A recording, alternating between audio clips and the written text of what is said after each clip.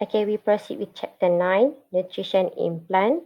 At the end of this lesson, you should be able to explain about inorganic nutrients, organ for water, and mineral salts uptake by plant. And the last one is the diversity in plant nutrition. Okay, here is the process to produce compost fertilizer or biomass from the excess leftover food such as from the crops from the crops leftover, kitchen leftover, plants excretory substances such as the fall of leaf, dahan-dahan yang jatuh, daun-daun yang jatuh, or even animal feces such as poo. And all of this excess leftover food will be placed together with the bacteria in a container. And this container containing this leftover food with bacteria will be aided with the aeration, iaitu pengudaraan, to speed up decomposition process. Because in order to decompose, microorganisms require oxygen. So we supply with aeration, pengudaraan.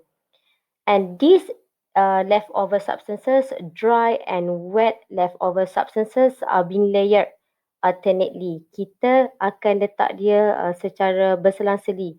Yang dry leftover, lepas tu wet leftover, and then kita alternate susun-susun dia. And water is sprinkled every layer, and this mixture be stirred every 2 days until compost is formed, and this compost will be kept for a few months to produce compost fertilizer that will be used by the plant.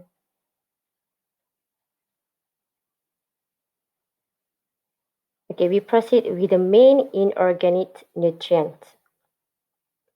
Okay, plants require nutrients to grow and also to produce high quality yields.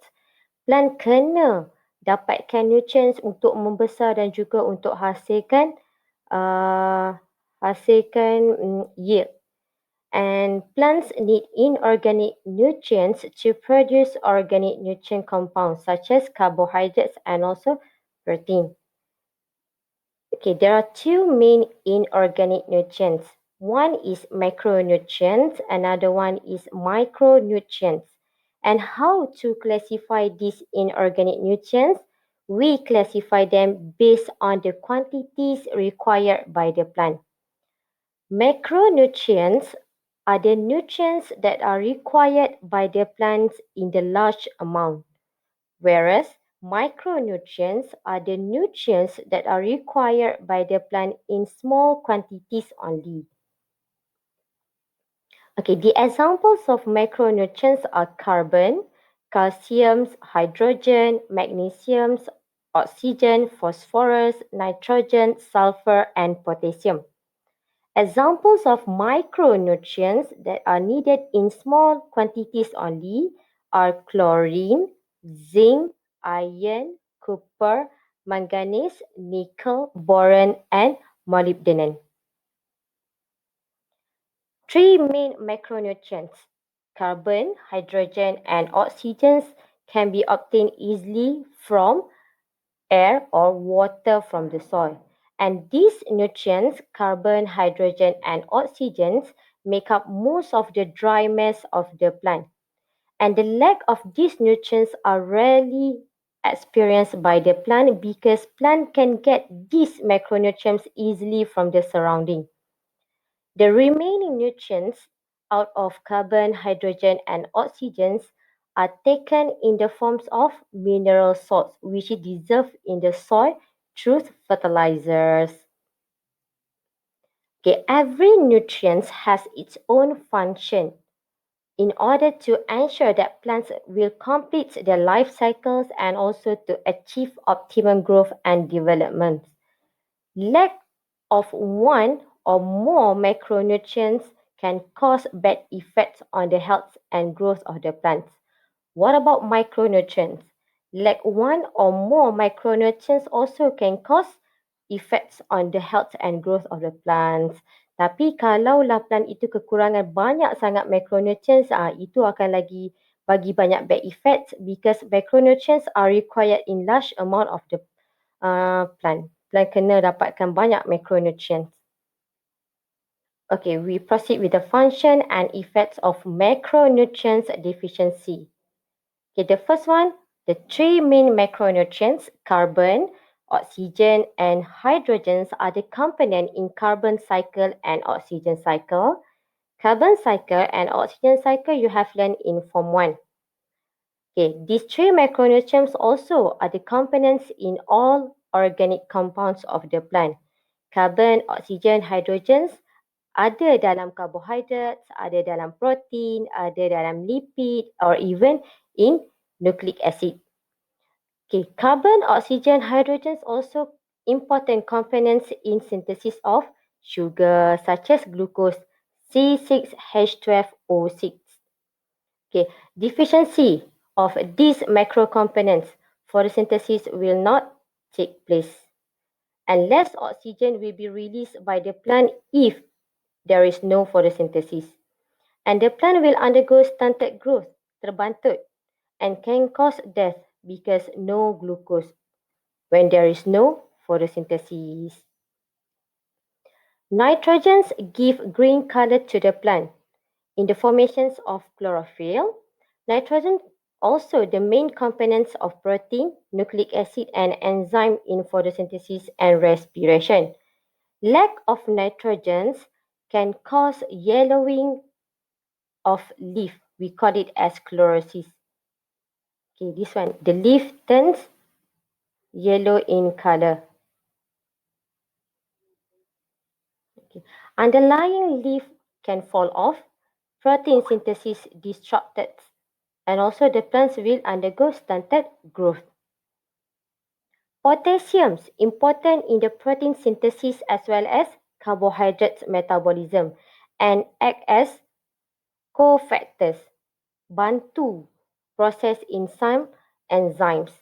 And potassium also maintain plant turgidity. Okay, effects of lack of potassium, the protein synthesis will be disrupted, edges of the leaf become yellowish, hujung-hujung daun akan jadi warna kuning, and premature death of plant. Okay, tumbuhan yang kecil pun pada waktu dia muda lagi dia dah mati. Calcium a component of middle lamella, cell wall and also spindle fiber during cell division. Lack of calcium, stunted growth, leaf become distorted and loop. Iaitu leaf dia akan jadi melengkung. Okay, melengkung. And part between leaf and vein become yellowish. Ada part di antara vein dan leaf ini yang warna-warna kuning. Okay, magnesium, component of structure of chlorophyll molecule, activate some plant enzyme and also involved in carbohydrates metabolism. Lack of magnesium can cause part between matured leaf vein become yellowish. Okay, ada warna kuning-kuning di antara vein-vein ini. And some spots on leaf surface, ada juga yang ada spot-spot warna merah. And the leaf become lobed, iaitu ada lobe, melengkung-lengkung.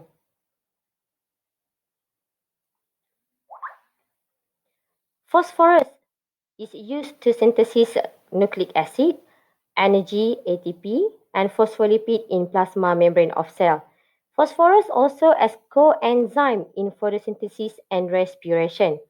Lack of phosphorus can cause unhealthy root growth, okay, formation of dark green and dull colored leaf. This one, dark green and dull colored leaf, and also appearance of red and purple spot on leaf. Ada warna purple dan juga warna merah-merah spot on leaf. Sulfur, components of few amino acids and one of vitamin B constituents and a few types of coenzyme. Lack of sulfur can cause the leaf to turns yellow. Okay, what about lack of micronutrients? Okay, such as chlorine. Chlorine is important in the equilibriums of osmotic pressure. Dia nak hasilkan osmotic pressure yang equilibriums in cell and also involved in photosynthesis reaction. Effect lack of chlorine can cause plant wilt, layu, and slower growth of roots, and leaf undergo chlorosis, that is, become yellowing in color. Iron as cofactor in chlorophyll synthesis and important in growth of young plant. Lack of iron, the young leaf will become yellowish.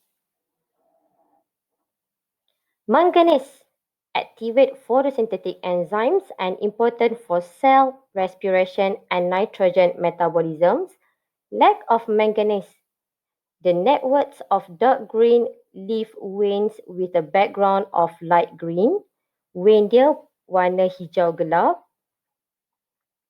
Background dia warna hijau muda. And also formations of light brown and grey spots in between vein. Okay, ada spot-spot warna brown dan juga warna grey di antara vein. Boron helps in root in calcium's ion uptake and also sucrose translocation. Translocation is the transport of solute. Contohnya transport sucrose. Okay, lack of borons can cause death of terminal bud and also abnormal growth, iaitu pucuk-pucuk di hujung-hujung pucuk ini mati. And leaf become thicker, roll-ups and fragile. Leaf ini akan bergulung-gulung, jadi tebal dekat some parts and also senang nak patah. Okay, other than that, borons also involved in metabolisms of carbohydrates and also helps in germinations of pollen. Zinc, important in leaf formation to synthesis auxin. Auxin is the growth hormone of plants, and also zinc as cofactor in carbohydrates metabolism. Lack of zinc can cause leaf surface become spotted with chlorosis part. That is, ada part-part yang warna yellow. And also lack of zinc can cause stunted growth. That is, terbantut.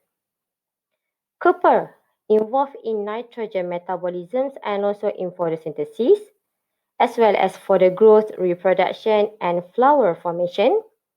Lack of copper can cause death of young shoot effect, iaitu hujung pucuk akan mati.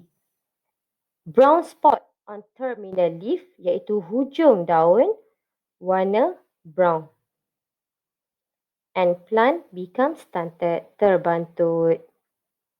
Nickel, component of plant enzyme in breakdown of urea to become ammonia. Ammonia will be used by the plant. Lack of nickel will cause stunted growth, reduce crop productions, and burn effect at the end of the leaf. Dekat hujung daun dia ada macam kesan terbakar due to excess amount of urea.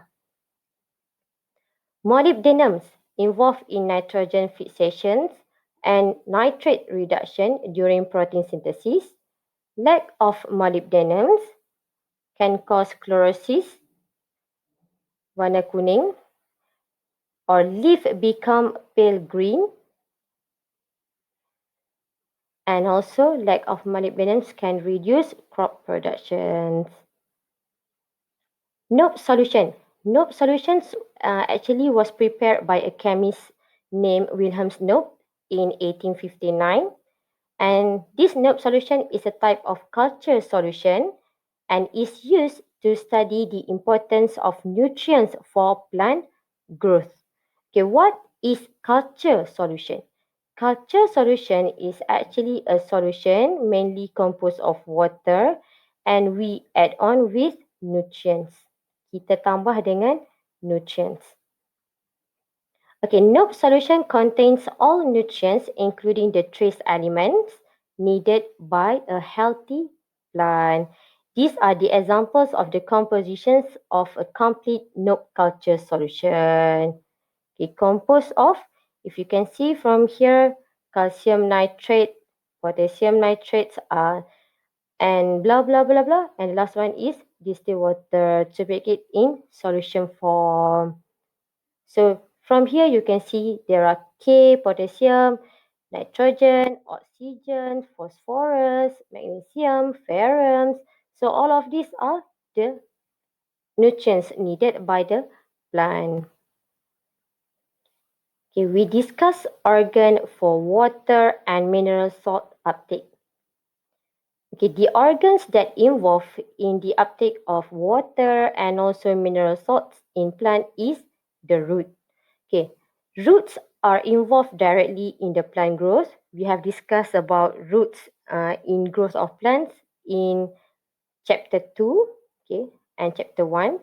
So other than involved in plant growth, roots also involved in the transportations of water and mineral salts. Okay, usually roots are located under the soil surface. Usually, because some plants have roots yang ada dekat out of soil surface. Okay, roots grow toward the center of the earth and watery areas. So the structure of root, either internal or external structures of root, are adapted to their function. Okay, so roots have two main functions. One is to provide support and strength to anchor the plants in the soil, iaitu untuk dia pegang tanah.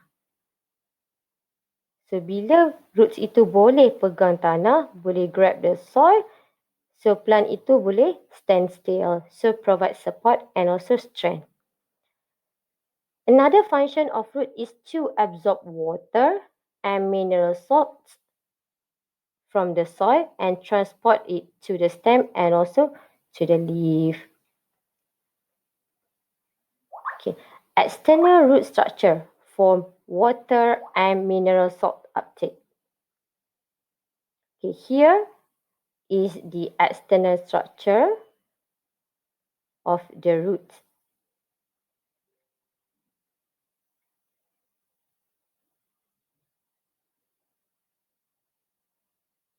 And here is the internal structure of the root. Okay, we discuss one by one. Okay, the root collar. The root collar is the part of the root that is connected to the base of the plant stem, iaitu bahagian root yang connected dengan bahagian bawah stem.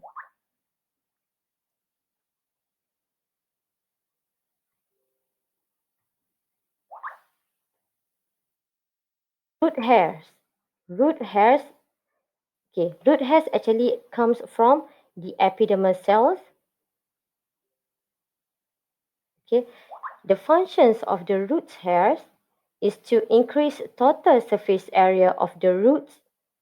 Increase total surface area of the roots to increase the uptake of water and also mineral salts. Root cap. The root caps located at the tip of the roots dekat hujung akar to protect the root from damage when going through the soil.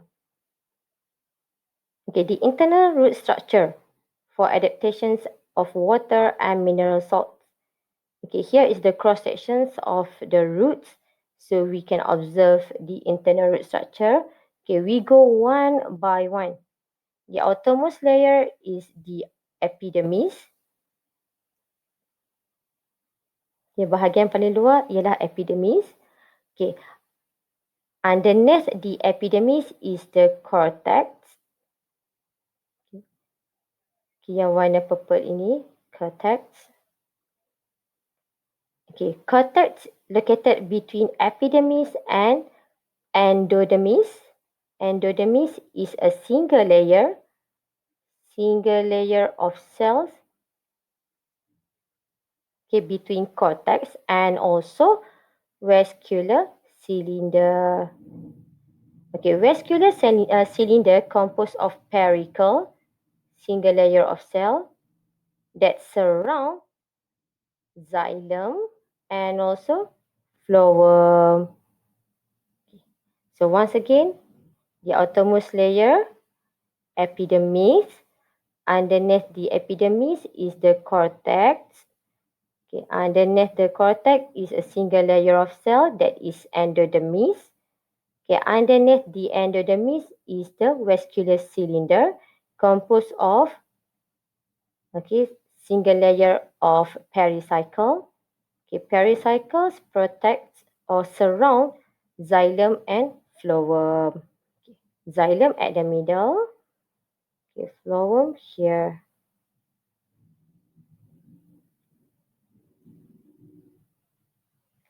Okay, epidermis are closely arranged. Why closely arranged?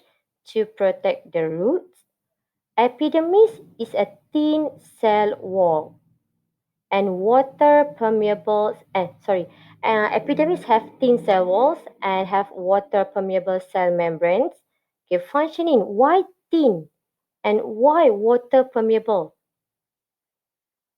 To facilitate water movements in the root. Water permeables mean dia bagi air masuk. Okay. Epidermis has specialized epidermal cells that form root hair. Okay, root hairs, they elongate toward lateral sides to increase total surface area, to increase absorptions of water and mineral salts.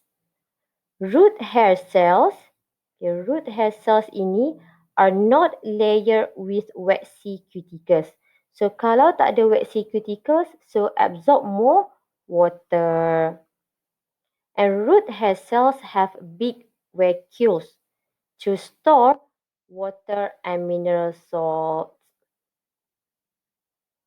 Cortex, located between epidermal layer and vascular cylinder. Cortex ada dekat bahagian bawah epidermis. Okay. Cortex cells are loosely arranged, okay, and has a thin cell wall to facilitate water movements in the roots. Most of the cortex consists of parenchyma cells. Okay, cortex also allow efficient gases exchange because the cells are loosely arranged. Endodermis. Endodermis separates between cortex and also vascular cylinder. This is the single layer of the endodermis. And special about the cell of endodermis is the cell wall of endodermis has lignin with suberin to form Casparian strip. Okay, so what is suberin? Okay, what is Casparian strip?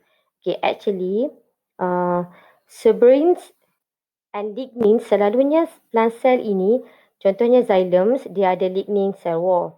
Tapi untuk endodermis ini, spesialnya dia ada suberin yang akan membentuk Casparian strip. Okay, kenapa dia kena ada suberin? Sebab this suberin is waterproof. Sebenarnya dia waterproof. So kalau waterproof, air yang lalu, water yang pass through it ataupun water yang dekat outside, dia tak, as well as gases or mineral salts, tak boleh nak cross by. Maksudnya, okay, kalaulah plant root itu ada endodermis, this is waterproof. Okay, this is epidermis. So air yang transport as well as mineral salt yang transport along the vascular bundles, dia tak boleh keluar daripada endodermis because of this suberin. Okay. Okay, the cells are closely arranged with one cell thick. And all of these adaptations to allow water and mineral salt to be absorbed in the plants through the roots and then enter vascular cylinder, but not air bubbles. Vascular cylinder. Okay, vascular cylinders composed of pericycle, primary xylems, and also primary phloems. And vascular cylinder is the root core because consists of xylem and phloem tissues surrounded by one cell thick pericycle tissues. Okay, this is the pericycles tissue that surround phloem and xylem. Okay, usually, xylem and phloem tissues are arranged in star-shaped pattern. This one we had discussed about this one in chapter 2, if you still remember this diagram. Okay, pericycle involved in secondary growth and also formations of lateral roots, iaitu akar-akar dekat bahagian sisi. Xylem transport water and mineral salt, whereas phloem transport organic substances, sucrose, and also plant hormones. Okay, last for chapter 3 is the diversity in plant nutrition. Okay, what is nutrition? Nutrition is the process where organisms obtain energy and nutrients from food. Okay, why organisms require nutrition? Kenapa organism kena ngap-ngap, kena makan? For growth, maintenance, and also to repair of damaged tissues. That's mean for growth and development. Okay, some plants cannot produce their own food. Maksudnya ada tumbuhan yang tak boleh carry out photosynthesis. So these plants can obtain or must or require to obtain their nutrients from the outside sources. And this type of plants either parasitic or saprophytes or mutualistic symbionts or epiphytes or insectivorous. Okay, insectivorous also known as carnivorous plant. Okay, types of plant based on different adaptations to obtain nutrients. In your syllabus for biology KSSM Form 5, only 3 types of nutrition being discussed. Okay, tapi saya nak cerita juga tentang another 2 types of plant nutrition, that is saprophytic and also mutualistic symbiont plant. Okay, we go one by one. For parasitic plants, parasite because they grow on hosts. That means these parasitic plants, they live by growing on other plants as hosts. Okay, the roots of this plant, okay, this is the host plant. Okay, for instance, Rafflesia. Okay, the root of this plant absorb organic substances, minerals as well as water from the host dengan cara by penetrating the stem. Ada Rafflesia dekat root, okay, ada yang duduk dekat stem.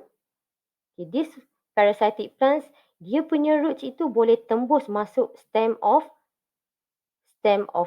the host plant, and then dia boleh tembus pergi ke vascular bundle, that is phloem and xylem.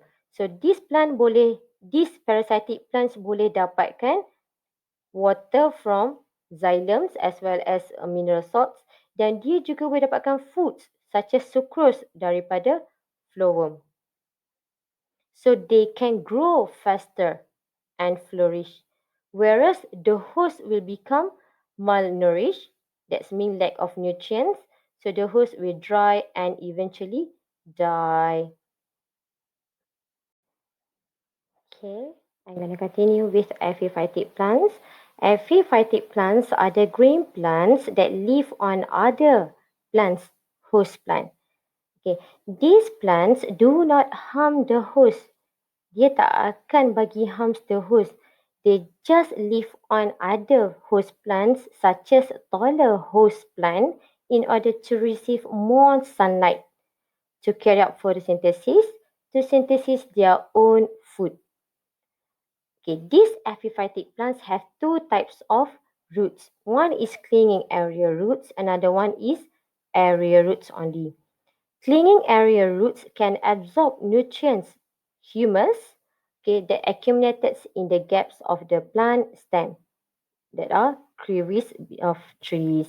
So ini dekat batang pokok, celah-celah batang pokok itu, apa-apa humus, apa-apa benda yang melekat dekat situ, dia akan jadi nutrients for these epiphytic plants. Dia punya roots akan absorb this humus, nutrient daripada humus ini. Okay, the area roots, roots yang dekat tepi-tepi ini akan absorb moisture daripada atmosphere. Okay, kalau awak perasan, most of these epiphytic plants such as fern yang dekat taller plant host ini, they have swollen stem. Dia ada batang yang bengkak. Why swollen? To store a lot of water. Okay, carnivorous plants. These carnivorous plants, also known as insectitious plants, they are able to synthesize their own food by photosynthesis, but they have specialized leaf to attract and digest prey, mostly insect. Okay, how to attract this prey? Okay, they also secrete nectar. So these nectars, bau wangi. Okay, this nectar will attract the insects and the cups.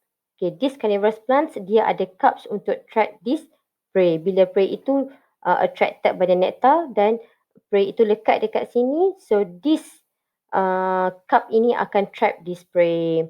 So the prey are slowly digested by the digestive enzyme. Okay, why these carnivorous plants need to not need to digest insect from the outside? Okay, because these plants normally live in the soil that lack of nitrogen sources. So in order to get the nitrogen, these plants will get nitrogen from the prey, such as insect.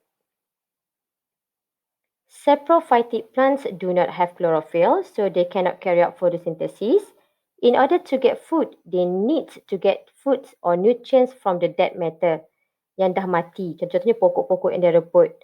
And these plants use enzyme to convert dead matter into absorbable nutrients. Okay, contohnya pokok ini atas pokok yang dah mati. So the roots of these plants can secrete out enzyme, digestive enzyme. These enzymes akan digest this dead matter, and then nutrients digested will be absorbed by the plant. Okay, saprophytic plants are uncommon. Only a few species are described, such as Dutchman pipe. Mutualistic symbiont plants are the plants that undergo symbiotic relationship, that is mutualism, with special adaptation, such as nodule formation. Okay, nodules are dekat leguminous plant. Tumbuhan yang ada bulat-bulat dekat akar dia, we call it as nodules. These nodules, they contain bacteria, such as rhizobium bacteria. These rhizobium bacteria, dia akan consume the food such as sucrose daripada plant, dan dia akan bagi balik dekat plants ammonia, because this bacteria dia involved in nitrogen fixation. Okay, that's all for chapter 3. Okay, you can test your knowledge based on these two questions.